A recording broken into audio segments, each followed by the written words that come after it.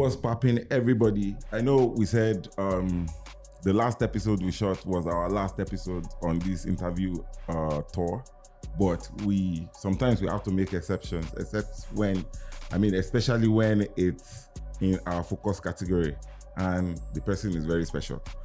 Like the person we're chilling with today, somebody you don't really get to see a whole lot because of our private life, but we were able to track her down and we'll be doing this interview. Bringing you people closer to her. Some of the things you don't know about her, we'll be getting a little bit of insight into her journey in business and how the whole half of the youths in Ekiti State ended up nominating her for Youth Entrepreneur of the Year Female. So, ladies and gentlemen, I'd like to introduce to you CEO BELLONIS and Cloud Night tonight. Hi everyone, it's nice to be here. I think she's shy. Not really. All right, so I'm just so happy. Thanks for having us. Yeah. Because we didn't think this was going to be possible, but I'm glad we're doing this, and we're not doing any other after this one. It's my pleasure. All right, so could you please introduce yourself the way you like to be introduced? Okay, my name is Rebecca. I'm the founder of BELONIS Eatery and also Cloud 99 Massage and Spa here in Ekiti State. I'm super excited to find out about this award. It's thrilling to know that things like this, exist in this state. I'm super excited, and it's something that amazes me that I was able to be recognized for this kind of nomination. Thank you so much. Your work show. Your work show. Your face shine. The thing is, in the course of our nominees interview tour, because we did in Ondo State, we did the nominees in Ondo State. We did quite a number before we came back to Ekiti to do Ekiti nominee. Okay. One thing is constant.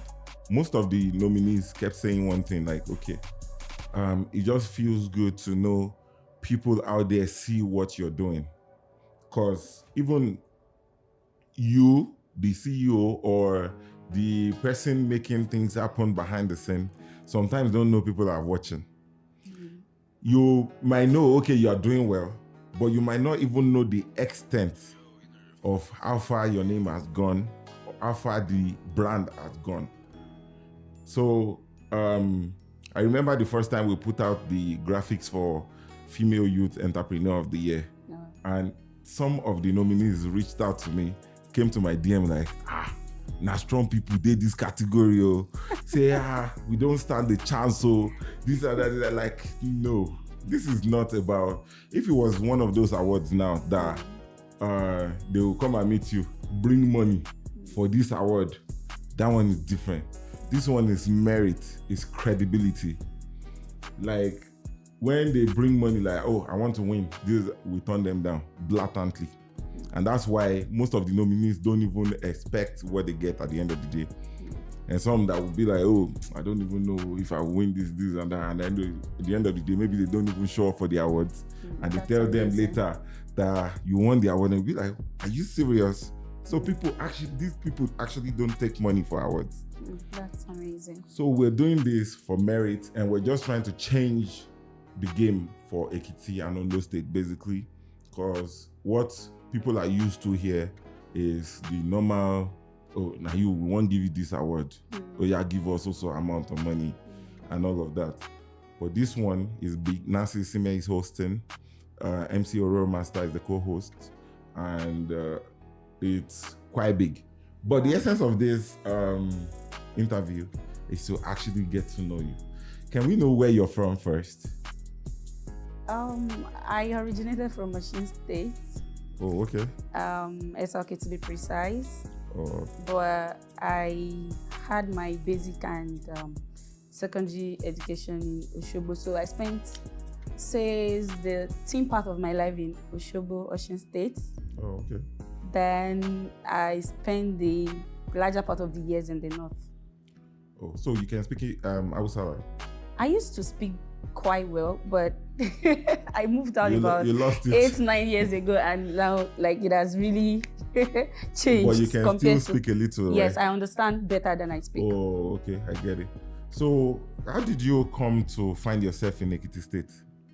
We'd like to hear that story. Yeah, so it was something that wasn't planned. It just happened, and I think God wanted it that way. Definitely, apparently. Yes, because I was schooling in the north. I had my first degree at the Max Bello University area. So I got posted here for NYC. Oh. And so during my NYC year, that was when the idea popped up. So back then, I met some other core members at the NYC camp. This is it SCMURE camp or something like that. So it's Emure. Okay, it's Emure. Yes. Sorry. So we linked up. So we're like a group of friends. So after the camp, we got posted into various parts of the state, and I got posted to Iroke. Iroke. Yes, there's a village called Iroke here. Yeah, I think it's towards Ondo, after Agbado and or Isegba. That route.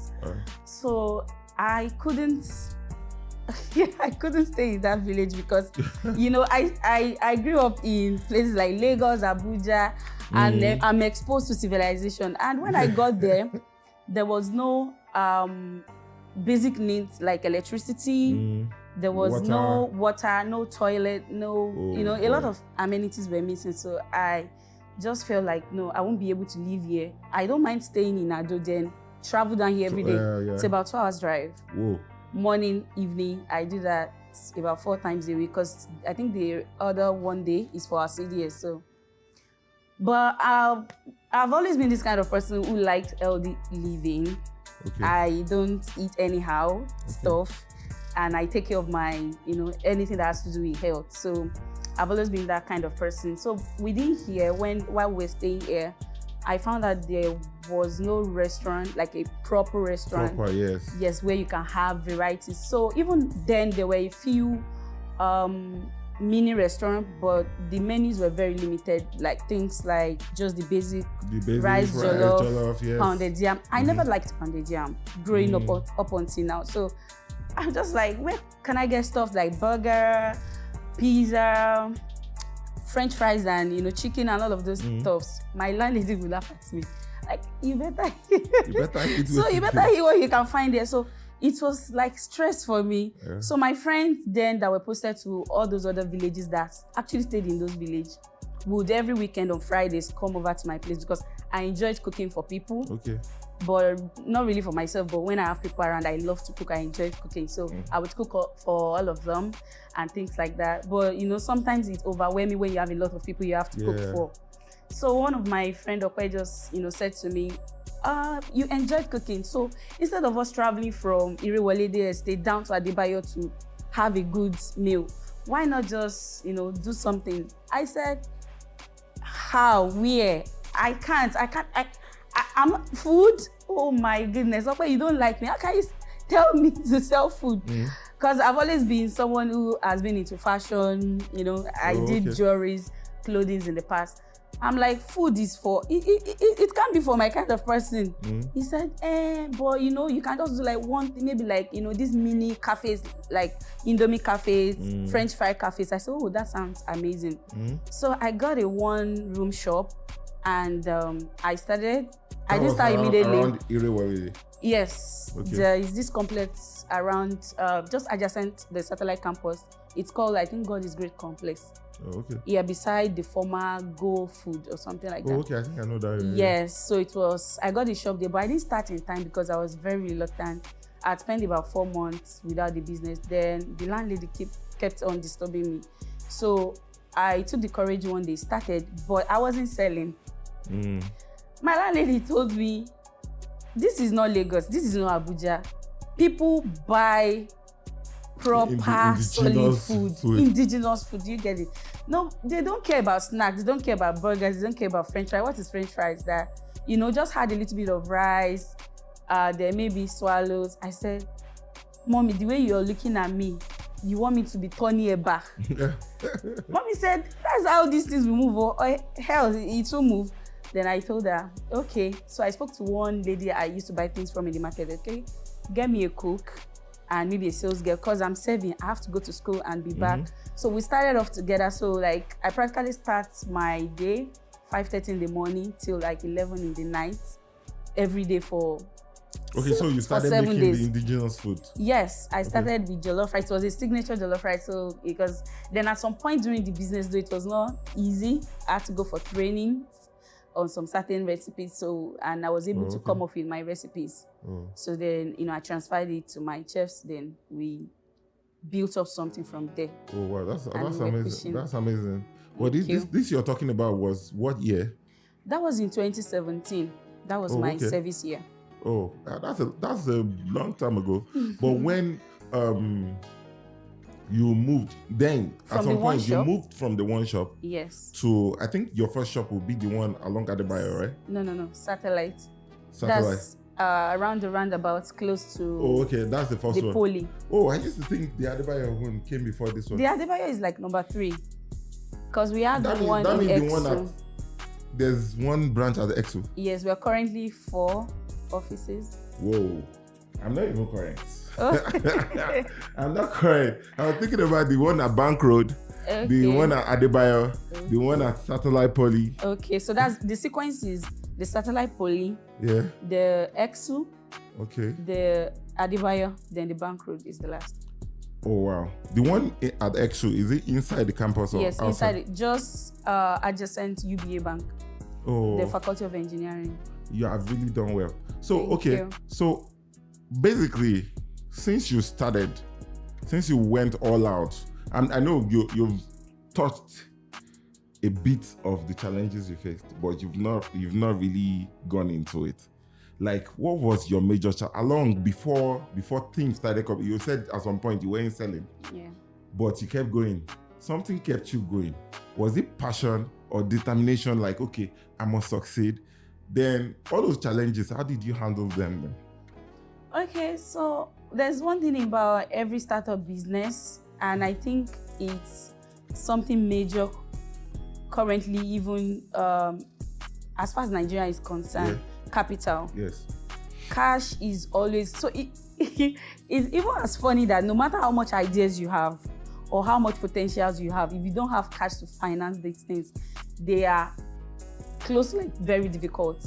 So one of the major challenges that I can't seem to put off my brain is the cash part, because basically that year I'd mapped out the goals and the essence of why we were doing that. So what I wanted to do that year was not just to be a QRS restaurant, but basically a food delivery business. So delivery was my major focus. So I was very interested in starting up with a lot of bikes, because basically we were the first restaurant who started food delivery business in Ajo Ekiti. So we started off with one bike. But when you had vision and you've drafted whatever you want to do now, but it's taking you like 8 months to be able to save up to do those things, with the fear that, I have this idea, what if someone else comes in before I start off this idea? So there were a lot of things mapped out, but it took a longer period of time, which I didn't like. But because you had to practically, I didn't give up. So now, and another challenge in the beginning of the business is for the first 3 years, I wasn't making gain. 3 years? Yes, I wasn't spending from my business returns, because as I am selling, I'm putting it back into the business. There's a lot of things need to be done. We have to buy equipment. We need to buy more chairs. There's one thing about business, you keep spending. You keep spending. So it was very hard for me to even, after returning my profit back into the business, to have something left for myself. But because then I still had families like, okay, money for food, we know you are still struggling, so I was able to put all of those things. And then another challenge is I wasn't exposed to things like loan or grants, etc. And even most of these financial institutions will not even. Nobody knows you. Yes, nobody. They don't know you You yet. understand? So but now I'm sure they'll be disturbing you now. Oh my God, I turned it down. So I remember that year I approached my bank. Then I'm not going to mention the name. They practically didn't even attend to my, my proposal. Like, I'm going to pay this money back. I don't have collateral. I don't have lands and etc. etc. I'm going to pay this money back. Nobody will take you serious in Nigeria if you don't have money or you're not someone. So I think that angered me because they didn't even attend to me.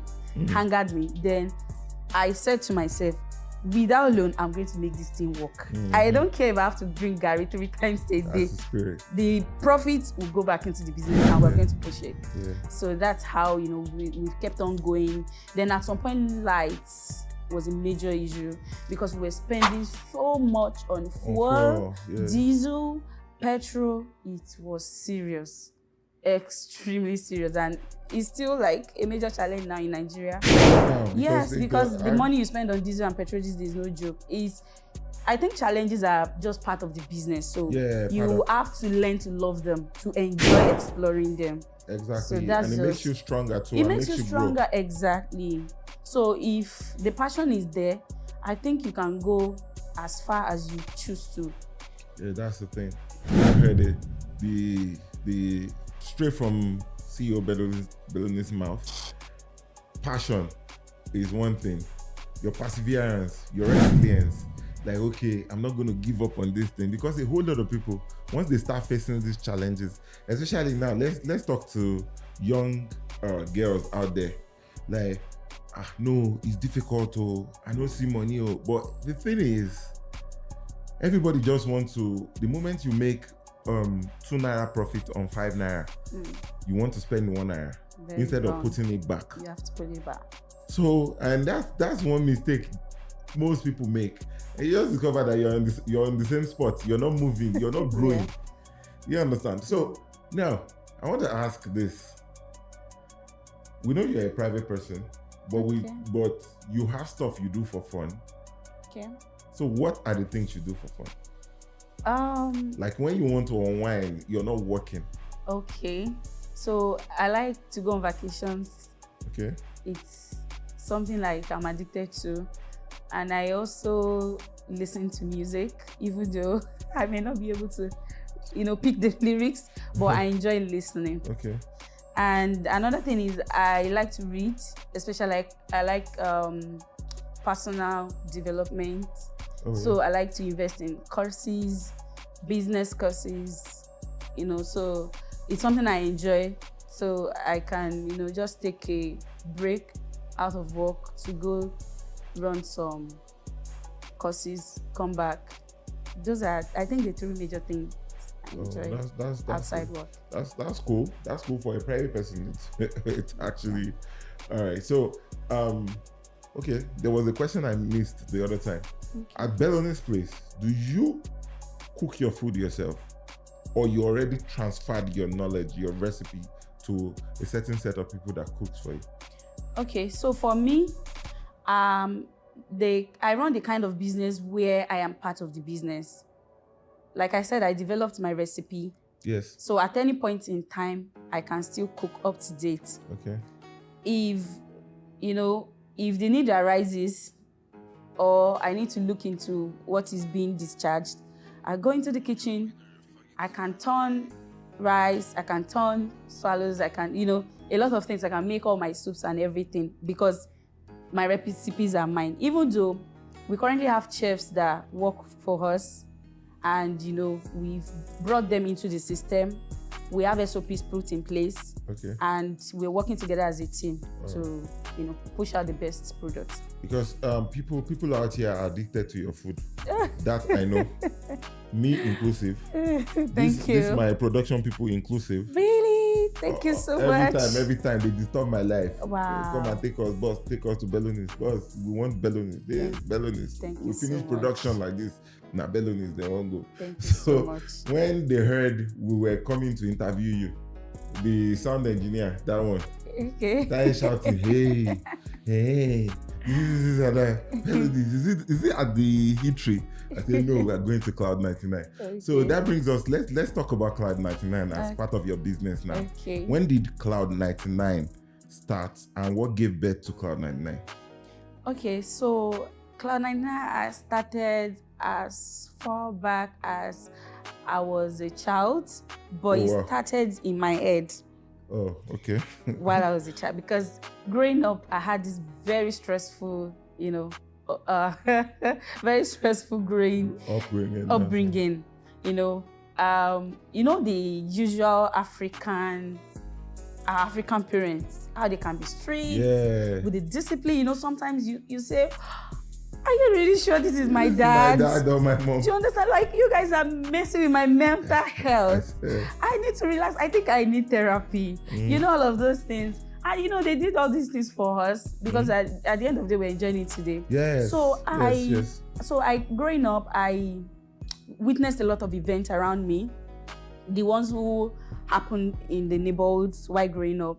Because sometimes, even in school, there are certain behavioral patterns that you look into and you just keep wondering, why do certain people behave this way? There's just a lot to children growing up or humans.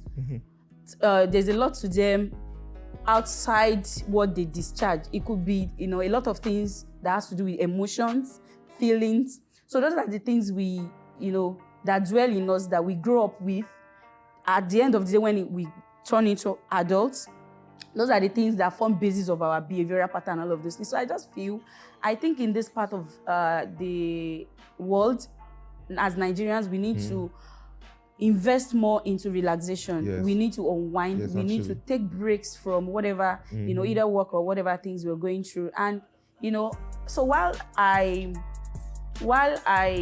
was in uni, I used to enjoy, taking me time. Sometimes I could put off my phone for 4 hours. I don't want nobody to disturb me. I just want to, close my eyes. They had these therapies I used to do, like breathe in, breathe out, close your eyes, and all of those things.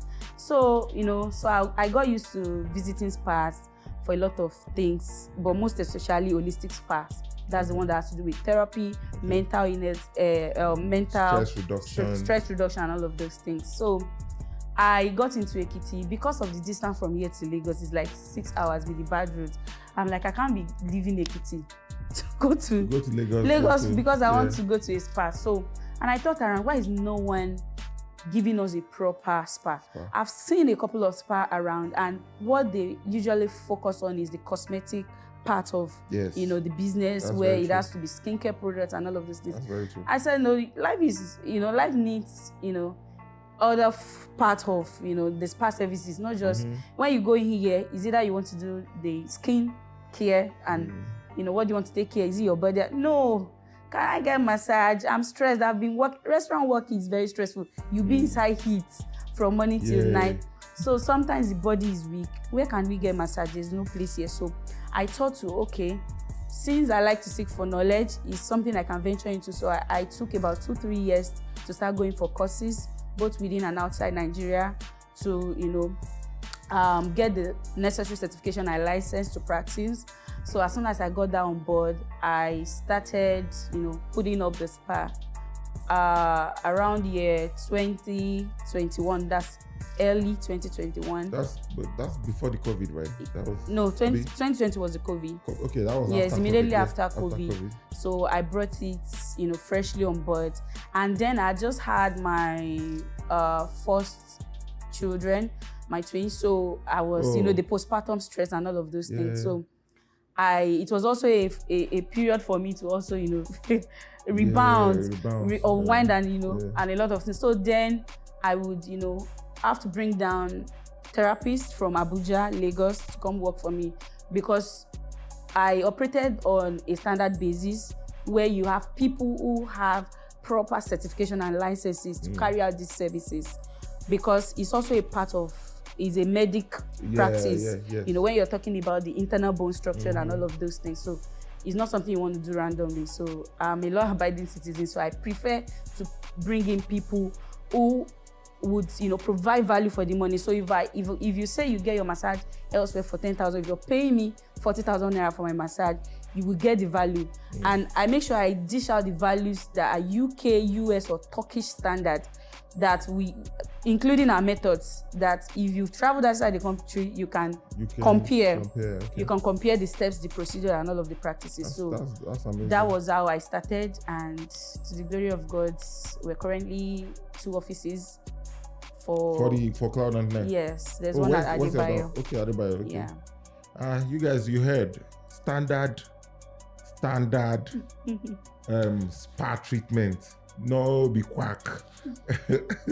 So, and the first time I even heard about Cloud 99, before I knew you own Cloud 99. Okay. That day, we were searching for a proper spa in Ekiti. Okay. So I went on Google, then typed it in there.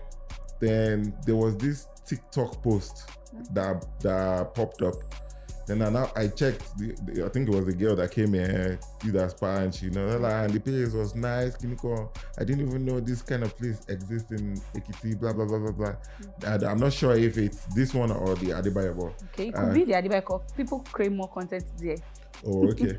So I was like, okay, yes, I think it was Adebayo. Because I picked a number there and called Adebayo. They said it wasn't open. Yeah, on Mondays. On Mondays. Yes, that was the Monday that I should check the one at Bashiri. That was how I knew there was another branch at Bashiri. Okay. But I didn't know who owned it until who even mentioned it. I knew somebody mentioned it before. Joel said anything about Cloud 99. Like, BELONIS owns. I'm like, oh, really? That's a very hardworking person. And and we appreciate people like you. Thank you. You're an inspiration to a whole lot of young girls trying to grow up. And I would like you to use this opportunity to just say something to people, like especially the girls that are aspiring to become someone, to become an entrepreneur, on how to manage themselves, how to discipline themselves till they get results from whatever they do. Okay, so I think it's 3 major points for me. So to be an entrepreneur is something that is really sweet, but you have to be able to put in the work. It's a lot of hard work. And my advice to people who are looking into becoming one day is to, one, you have to have what they call financial discipline. Financial discipline, you know when to put money back, what to hold on to, the percentage that is yours. You need to be able to separate yourself from the business. Like I always, advise people who come for consultation, like if you're running a business, you have to have a separate account, personal account from your business. You pay yourself salary, despite owning the business. That's just a sustainable method. And another thing is you have to, because sometimes passion fades off. Even for humans, you might decide to like someone for like first 2 years. After 5 years, you just discover you're not vibing with that person. So I think for me, passion is not like the major part of what should build your entrepreneurship journey. It's part of it, but it's like 20% out of it. So what should be parts, like the major part is, value. What value are you creating? Because there's no business now that is a sole existent. You have about multiple people doing the same business as you. Definitely. So you can't tell me, you can have 100 people, doing the same business as you with the same level of passion. But how long can this passion take you to? Sometimes passion can be temporal, but after you're no more, can the business move forward? Are you into the business because you want to make profit alone? No. It has the major focus has to also be, what value are you trying to trade with the community, or are you trying to trade for money? So value for me, financial discipline, and also structure. You have to be able to build structure for yourself. You have to have personal development.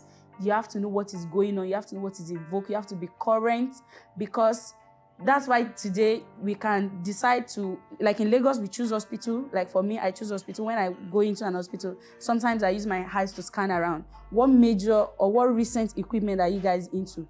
Are your doctors up to date? Or are they still practicing what is being done in the 80s? So these are the things that clients look into to want to stick to you or want to choose you. So you have to be very current. So you have to always hand knowledge, update what you know to build. So 3 things for me: financial discipline, structure, and what's the third one? Updating yourself. Yeah. So he said no.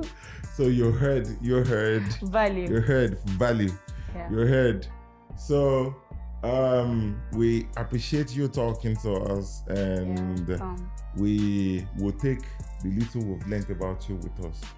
At least some things that a whole lot of people don't know out there. And for you all watching our channel all the time, you can at least come a little bit closer to BELONIS through that. So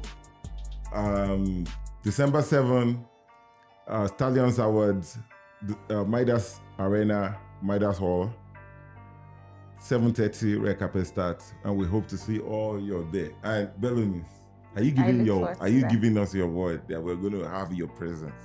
I will. I love this. She know if you change them again because she said it on air. I'll be there. So we'll be seeing BELONIS.